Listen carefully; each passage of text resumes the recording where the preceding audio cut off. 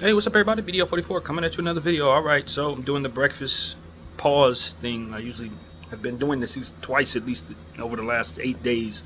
I've stopped my breakfast because I heard something on a podcast that made me want to speak about the Lakers. Yeah, I'm concerned about something. Bronny did really, really good. LeBron James Jr. did really, really good in the draft combine day one. Hit a bunch of shots, had a 40 inch vertical, and all different types of stuff like that. He really, really had a fantastic showing in the combine. And my understanding has now evolved to the idea that guards, particularly point guards, suck right now in the free agency pool. It's bad. It's really, really bad. Like how centers were last year, that's how point guards are this year. You just don't have any point guards that are going to be free this year. So the premium on the guards is up just for the short term, which will affect the draft, I think. When you put them two things together, you look at a situation where you say, there is a world where if the Lakers don't either get a higher level second round pick or use Bronny with the 17th pick, they won't get him. And I'm worried that the Lakers prioritize getting Bronny probably a little more than probably everybody else would like them to, based on their undying devotion to LeBron James and how they seem to be unapologetically selling their soul to him this offseason. They're going to bring in J.J. Redick, who's never coached anyone but kids, to be the coach. They're going to draft Bronny James.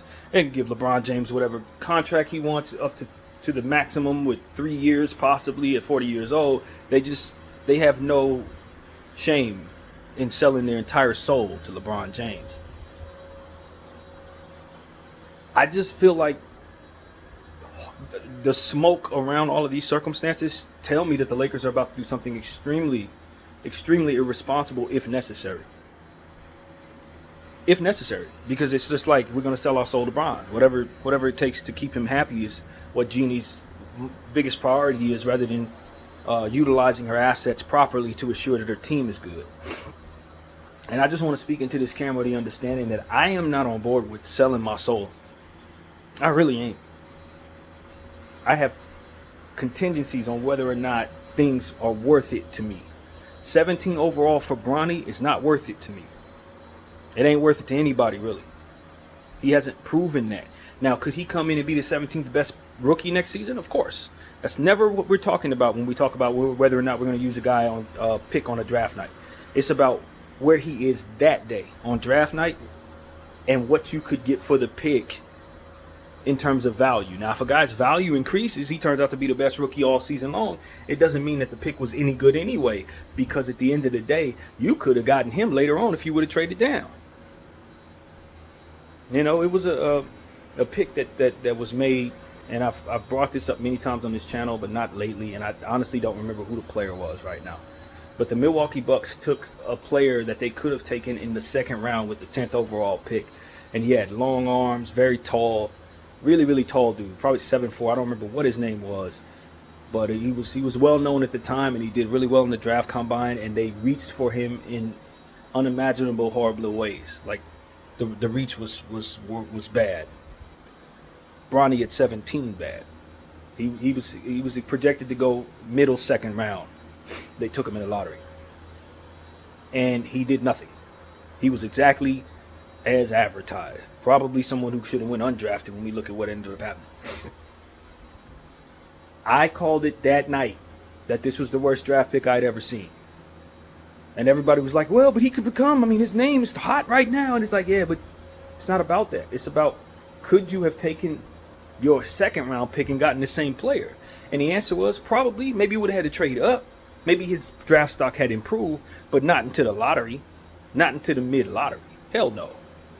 This was a bad, on all accounts, an irresponsible pick by the Milwaukee Bucks, and they made it anyway, and it turned out exactly the way everyone thought it would. It was bad. I think about a guy like Anthony Bennett.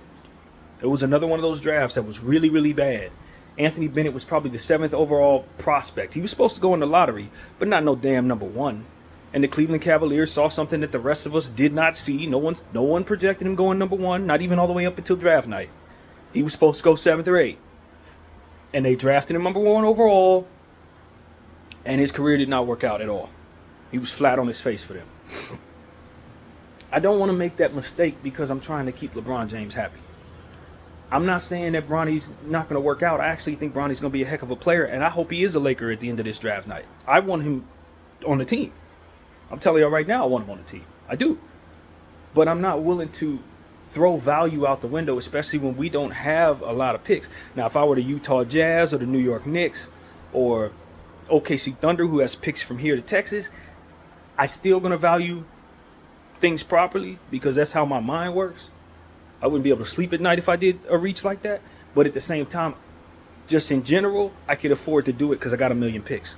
I got your picks, I got my picks, I got everybody's picks if I'm OKC or Utah. I'm not in a bad space if I want to take a reach somewhere. Even if it's a bad one, it's not completely going to kill me. For us, it's completely going to kill you to take a reach with a pick that at 17, you could take a position of need or draft the best available player or trade it in a multitude of different directions. You could trade up, you could trade down, you could do a lot of different things with the 17th overall pick. You do not take a guy who's supposed to go in the second round. You don't do that. Now, we got on the case of our GM for taking JHS with the 17th overall pick last season. But the truth of the matter is, he was probably the 17th overall best prospect that day. That was not a reach at all. The problem was that you had a player like Cam Whitmore, who was the 5th overall best prospect, fall to your range, and you decided to go with the consensus pick. That was the problem. When manna drops from heaven and you don't snatch it, that's kind of what that is. But nobody needs to think that JHS was a reach. He wasn't. In fact, I think he was the 16th or 15th best overall prospect in most mocks. Most mocks. I had him going before 17. I had him going 16 to Utah in my mock. I think I did. So it's like, that's the type of thing where we just got to look at it and say, okay, after doing homework on the player, we didn't agree with the consensus, but that doesn't mean that we get to disobey the rule of following consensus, because it does give you a measuring tool for value. So you know that if you don't take that player, you left value on the table. Just because you don't value him and you saw that he wasn't what it should be, doesn't mean that it's in your best interest to treat him like you see him. You treat him the way the consensus sees him, because that's the price tag on the player. I may not value Ferrari at $100,000. I personally may think it's $50,000, but that doesn't mean I'm going to sell it for $50,000 if it happens to come into my possession. No, I'm going to sell it for $100,000 or a little more if I can. It's not about what I know it to be worth. It's about what everybody else believes it to be worth and what they're willing to pay for it. So JHS wasn't a reach. I thought he probably should go to 20. I thought he should fall to maybe 30. But he wasn't a reach. So we don't feel that he was. Bronny is a massive, massive reach at 17. Even if he plays up his value in the draft combine, which he is, I think he gets drafted based on what we've seen in the draft combine. But he's still a second round guy. I don't know if I've already mentioned this in this video, probably not, which is an important point. I don't personally think he's going to be available at 55 for the Lakers to take him.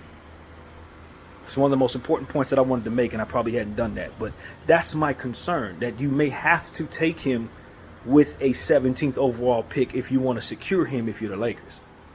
Based on not only the idea that he's playing better in the combine, not only the idea that maybe if you draft him, if you're someone else, you may get LeBron James to sign with you in free agency.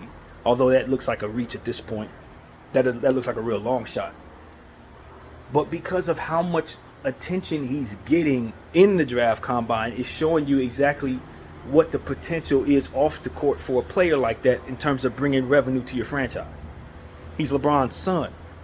And we're seeing that Draft Express and other publications are covering him like he's the first overall prospect, which does raise his value up potentially, depending on how much you value that type of stuff, all the way up to 17. That's my concern. Because of the hype, his value is inflated consensus-wise. Not necessarily, well, I got to change that because it's not really consensus, because the consensus is going to measure players by their talent level and what they expect to be doing in the league. But when you look at what people are thinking, you look around and you say, wow, this kid is getting so much attention. The media loves him. We could really put booties in seats by bringing this kid in. Then the consensus is more likely to be betrayed by the drafters. Essentially what I'm saying to you. Now you got to look at it as an imaginary inflation of his value. And I think based on how Draft Express is valuing him, which is probably tainted by money paid by Clutch and Bron themselves to assure that their kid is getting the most attention to raise his value, because I don't think it's organic. I really don't.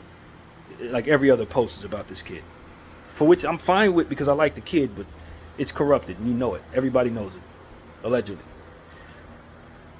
This could put us in a position, for which I think it probably is meant to do, to take him at 17. You may need to take him at 17 in order to get him. And I know a lot of people don't believe that, but at this point, the way that they're promoting him, I don't think it's a good chance he's available at 55. I don't think it's a good chance he's available in the start of the second round.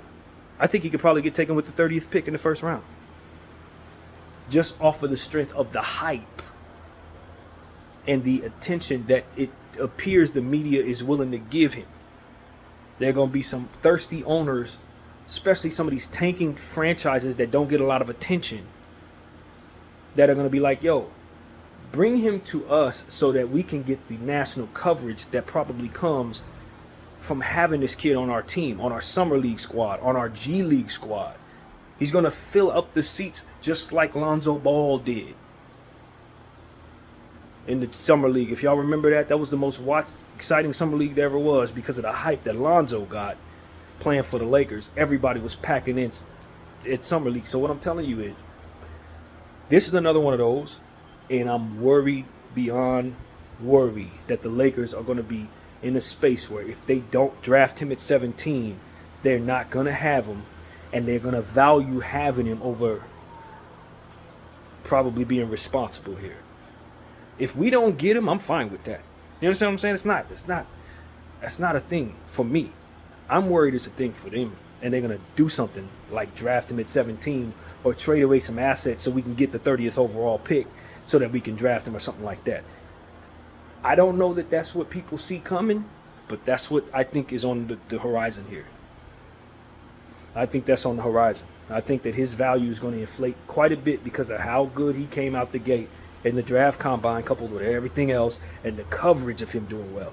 Now, if the coverage would have been on him shooting poorly or doing bad in the draft combine, I'd feel great because I know, hey, yo, everybody's seeing how bad this kid is. Everybody's seeing him, not play well. But that's not what's happening. He's coming out and he's smoking the combine. So, and every other post is about him.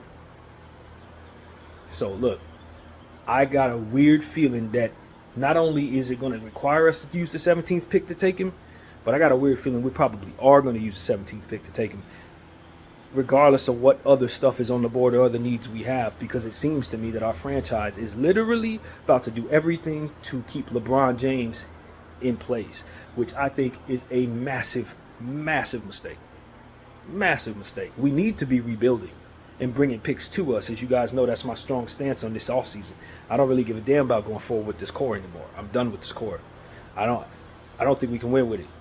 I don't think we're going to be much better. It looks like we're about to lose D'Angelo Russell for nothing. We can't replace him with a player that's going to be as comparable as him because the free agency pool on point guards alone is trash. So you're going to have to make a trade to get a point guard. Maybe they do something stupid, like bring in Trae Young for like everything we can trade him for. It's not going to make you a better team. You're going to suck next year. So I don't see any path to us being better than we were just now. Even with a better coach, not going to be better. So for me, it's like if I'm not going to be better than I was last year and I just got popped out of the first round, guess what I'm thinking? This is not best for me to go forward with. So I'm trying to do a sign and trade with LeBron James, send him where he wants to go. Send him to the Knicks for like 3 picks and Julius Randle or something stupid like that. Not that I would prefer that. Not that I would want to settle for 3 picks. sending out LeBron James, but I think that that's probably all you're going to get for him, people knowing that they could just sign him out, right? So they're probably not going to do much of a sign and trade for him. But it seems like Jeannie's on the opposite end of that. She wants him to retire in the uniform. I don't know what she has in mind about what that looks like. But he's going to, his value turns into nothing. And it's one of those situations where you don't have a lot. And you could have had a lot if you would have traded him. We're going the opposite direction, and we're trying to go all in to keep him as if he's 21 years old. We treat him like he went Banyama or Anthony Edwards or something like that, like his career's ahead of him. It's just not smart. None of this is smart. None of this is smart. And now we're about to take a role-playing point guard just because he's related to the guy. And I like the role-playing point guard for our franchise. If you can get him in the second round, I'm happy. I think this kid could be like Eric Bledsoe. Because I tell people, he's like Eric Bledsoe to me. A better defensive playing Eric Bledsoe is what I expect Bronny to be, which is cool. But his consensus tells me that he's supposed to be worse than that. And I don't want to reach for him, especially with the only first-round pick we have. When I know we have 3 first-round picks, we're about to trade all of them. So it will be the only one you have. You see what I'm saying? If this goes away, I think it's going to go. They're probably going to add them 2 other tradable picks to some type of trade so they can get something.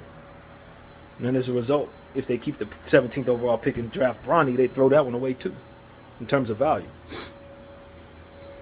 And so this is all bad. I don't want my franchise to go down this path at all. I think this is going to be bad for us. And what I see is us having no young talent in our uniform at all, besides what we already kept or whatever we can trade for, which is going to, keep you in a position to be overpaying for everything you get. I imagine what they're thinking is if when LeBron James retires, we keep Anthony Davis and then bring another star to Anthony Davis. But your role-playing situation is going to be so much less talented because of the mess that you've made in this situation here, coupled with the messes that you've already made that led up to the situation here. That's what I don't want. And your team won't be good enough to win with Anthony Davis and Trae Young or whoever the hell else the star would be. So it's like if you have this envision that Bron slips out, superstar comes in, do understand that you're misusing value all the way up until that point, and the team's going to suck. That's what I want my front office to understand that I see there. You keep letting value go out the door, keep misvaluing stuff, letting stuff retire in the uniform and walk away like you did Caruso and Randall. You keep doing that, and this whole plan of keeping Anthony Davis happy and just slipping in another superstar, your role players are going to be bad. And so that's what I want. That's what I'm trying to make people see that I see there. And I think that's what their plan is. And if we let LeBron James retire, Anthony Davis isn't going to leave because we're going to let him retire too, and he's going to dream about finishing his career as a Laker. Problem is, the teams he's going to play for in those years are not going to be any good. They're not going to be any good. You're going to be a middle-of-the-pack team, getting ousted in the first round if you make the playoffs every single year with the path we're on, misvaluing talent and reaching for star players' sons and all types of stupid stuff. It's not going to make you a better franchise in the long run. So a lot of these mistakes are foreseeable. You're getting JJ off to a bad start with half a team that you're trying to build and mortgage and everything for LeBron James at 40 years old. You're going to be mad at JJ 2 years from now, want to fire him. And all of this doesn't have to go down that way. None of it should be going down that way. I think that's what it is. And the only reason they're going to hire JJ is because they want to keep LeBron happy. Mortgaging everything, selling their souls for LeBron James. No dignity at all. Just whatever you want, Bron, we'll drop to our knees for you. Praise LeBron. Like that type of crap, when you're us, is the most degrading thing. Because we were frustrated with the stay Dwight Howard signs. Remember when they dropped to that level of ridiculousness? Where they put the sign, please Dwight stay, and he ended up signing with the Rockets anyway. We were so embarrassed as a franchise fan base when they did that. This is like 30 times to the maximum of that. Like, Bron, we will do literally anything for you. Just please choose us and stay. And my thing is, no. With all due respect to anybody who's watching me, the people who are thinking that, they need to go away. We don't need that type of spirit in our uniform representing us, trying to build what it is we're going to be. That's beneath us completely. We ain't begging nobody to stay. Kobe told us a long time ago, if you got to beg a guy to stay with the Lakers, he ain't the right guy. We got 17 NBA championships, and we didn't get it by dropping to the knees and praying to the altar of a basketball player. Absolutely not. So for the dignity of our franchise, we need to scrap this praise LeBron at all costs, thank you, hail LeBron nonsense that we're doing here. It ain't nothing personal, Bron. I just don't like how it looks for our franchise, and I don't think we're going to do the right things if we do that. If we were the Magic or somebody, the Cavaliers, who don't have a whole lot of history and you know what I mean, got a lot of assets in turn, so we can do that, fine. If we ain't never won a championship in our lives, you know what I'm saying? A team that's never won anything, the Suns, maybe, yeah, hey. If this is going to give us the best chance of getting our first championship, great. Dog, we got 17 of them. I don't need to be praying to none of y'all. Do you understand what I'm saying? Like, at all. I don't need to be mortgaging and throwing my dignity down the toilet. None of that has to be the case for the franchise that we represent. We got the beautiful sunshine of Los Angeles. All we need to really do is keep our books clean, and superstars going to want to come here any damn way. We don't have to bend over backwards for them. At all, especially when it breaks your back to do so. It ain't just about dignity. It's about assets and what you can afford to do. You're doing what you cannot afford to do so that you can keep somebody in position. And I'm telling you, if this boils down to Jeanie being worried about what the dollars look like if he's gone, it's a frustrating thing to say. She's probably not the owner for the team anymore.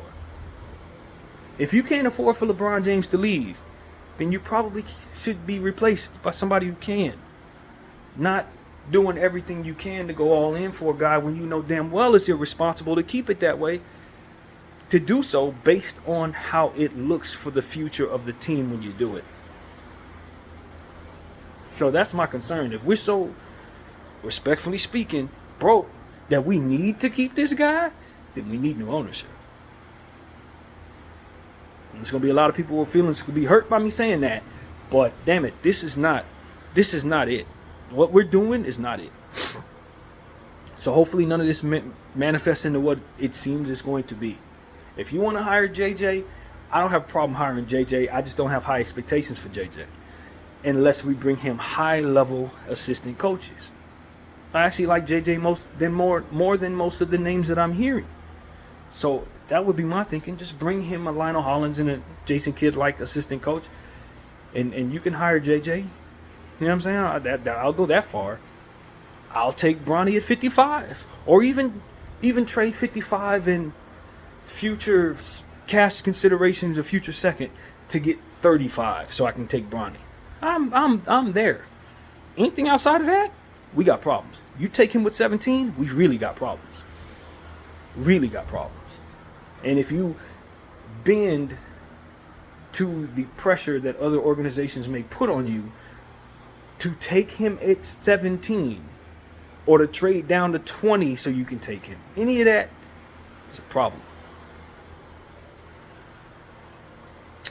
I'm hearing 2 S's and 2 L's may be getting an opportunity to interview for the Lakers head coaching job. His name is Sam Cassell, for those who don't know. 2 S's, 2 L's. It's one of my very favorite players. I definitely think he should be given that opportunity. I most definitely think he should be given that opportunity. Probably my favorite new name. I like him more than I like JJ because I know he has experience, and I remember what type of player he was. I know what type of personality he displayed on television as a young person, watching him with the Rockets, with the Clippers, and all the different teams he played for. His game was fantastic. He was probably one of the best players to not make an all-star team. I don't think he made one, but he was fantastic. Jamal Murray level type stuff. 2 S's, 2 L's, definitely somebody who's won championships. I believe he was on the coaching staff with the Celtics that year they beat us. Definitely won 2 with the Houston Rockets with Robert Horry and Hakeem Olajuwon and Kenny Smith. 2 S's, 2 L's I hold on a high standard, a very high standard.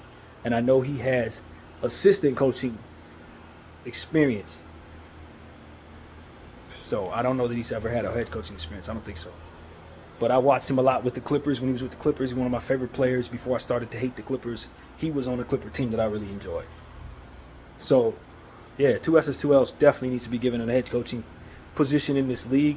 and I think he would be a great interview for us, a great name to put on that list of interviewees.